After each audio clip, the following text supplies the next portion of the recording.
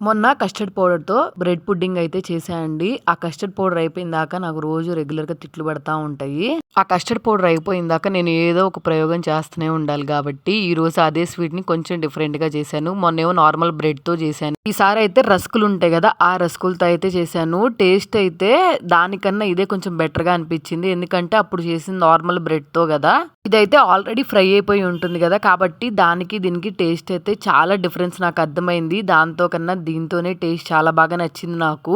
Custard పౌడర్‌తో desert అయితే చాలా బావుంటది. కస్టర్డ్ పౌడర్‌లో ఒక రకమైన స్మెల్ ఉంటుంది గదా! ఆ స్మెల్ వల్ల అనుకుంటా డిజర్ట్ అయితే టేస్ట్ చాలా బాగొస్తది ఫ్లేవర్‌ఫుల్‌గా.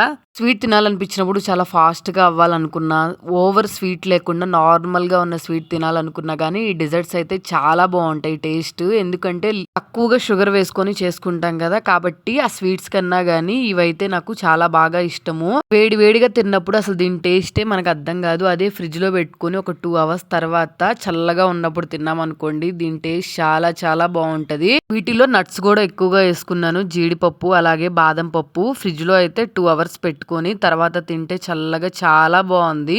మీరు రెగ్యులర్‌గా స్వీట్స్ తిని బోర్ కొడితే ఒకసారి ఈ డిజర్ట్ ట్రై చేయండి. చల్ల చల్లగా చాలా బావుంటది. ఈ చలికాలంలో కన్నా ఇంకా ఎండాకాలంలో అయితే ఇంక చెప్పాల్సిన అవసరం లేదు. దీని టేస్ట్ ఎలా ఉంటదో ఖచ్చితంగా ట్రై చేయండి. శ్రీ రేణుక ఎల్లమ్మ తల్లి జ్యోతిష్యాలయం మీకు ఎటువంటి సమస్యలున్నా గురువుగారిని సంప్రదించి మీ సమస్యలకి మంచి పరిష్కారం తెలుసుకోండి. మీరు కోరుకున్న పనులు మూడో వ్యక్తి తెలియకుండా జ్యోతిష్యం చెప్పబడును. భార్యాభర్తల సమస్యలు, ప్రేమ సమస్యలు, కుటుంబ సమస్యలు, ఉద్యోగ సమస్యలు, ఆర్థిక సమస్యలు, స్త్రీ పురుష వశీకరణం చేయబడును. ఇంకా ఎటువంటి సమస్యలున్నా గురువుగారికి ఫోన్ చేసి ఫోన్ ద్వారా జ్యోతిష్యం చెప్పించుకోండి. Phone number 8897741766.